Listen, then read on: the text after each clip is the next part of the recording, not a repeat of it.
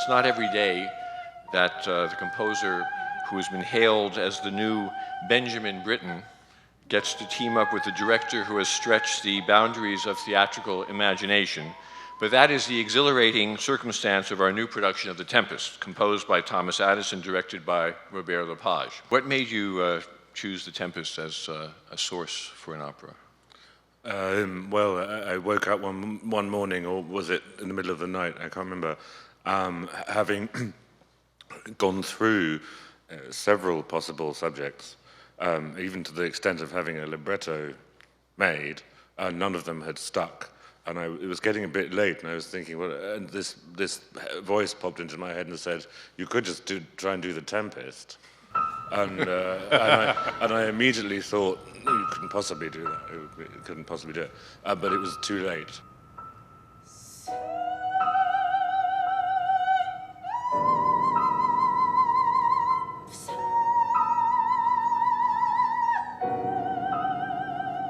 The music is so rich and inspiring and full of images, and it's such a privilege to be, I'm a theater director mainly, and when I do opera, I feel it's a lot of work, but it's a much more interesting playground because the music provides you with all of the ideas, all of the subtext, all of the emotion, all of the psychology, all the answers are in the scores. And of course, if you have sitting next to you the person who's written the score and who was actually very intimate with the person who wrote the libretto, then you get all of the answers, which is fantastic. And how does it work for you, Tom? It must be challenging for you to have to hand over an opera to a directorial colleague. I mean, I'm incredibly grateful to have, a director, not least, but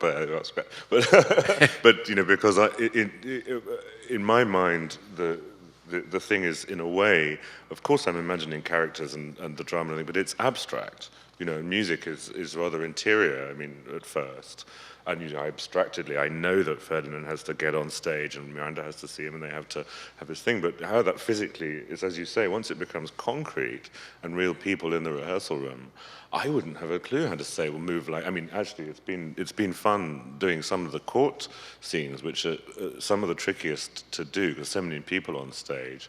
And I have sort of been enjoying watching people actually sing this stuff and talking about the gesture and all this sort of thing. But most of the time, I wouldn't have a clue how to light something, how these effects are achieved.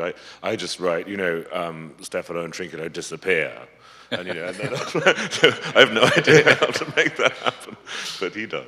Well, actually, what you see is right now is the Scala scene from the stage, the set for Act 1. For me, The Tempest is probably Shakespeare's play that is the most obvious to do as a lyrical piece or as a musical piece. Its protagonists use music literally to bewitch other characters. Their magic power is music. So it's very natural for this piece to be adapted into a musical piece. And I thought it would be interesting to set it in the early 19th century when the Scala was the big magic box of those days, and have Prospero as a kind of a maestro trapping his enemies, creating the storm within an opera house.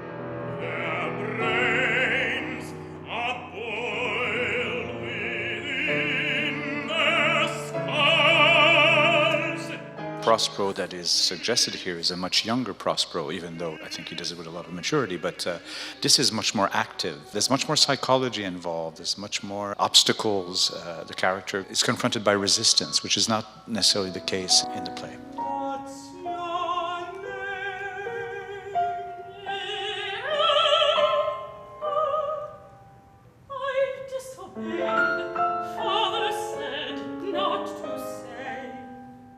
In your operatic adaptation, even though it's 10,000 words less, the story is mostly faithfully followed with a couple of significant exceptions. One of them I know involves the power of love over magic, and the ending itself is somewhat altered, which I won't give away unless you want me to. Maybe we should have saved something. Right. But could you talk about how you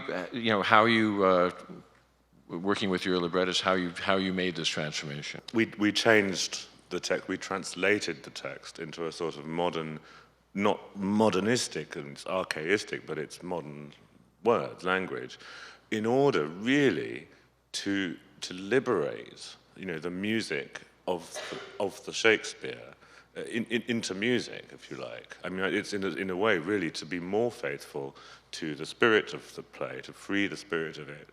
Because I think if we'd set it, really stuck to the Shakespeare and kept his text exactly, and these great gnarly speeches, of course, it's the most sublime writing in English, of course, we all know that. I'm not sort of saying it's better, but it's not about that. I mean, the writing is still there, but if possibly the spirit of it, when sung like that, would get a little bit bogged down in the language and trapped in the language. Is there anything that compares to what you're doing with the Tempest, or is this something that is the beginning of a new approach to theater for you? No, I'd say that, of course, and certainly with opera. I mean, each piece is its own beast, and then it comes with its own. It's very capricious. It comes with its own vocabulary, its own colors, its own aesthetic, its own life, and they're living things, and you have to look at them that way. So, of course, this is radically different than anything I've done at the Met before, or in New York, for that matter. It has the Tempest has a different nature. It comes with all of its revolutionary, but at the same time, there's something extremely respectful of the craft, and so it's very exciting.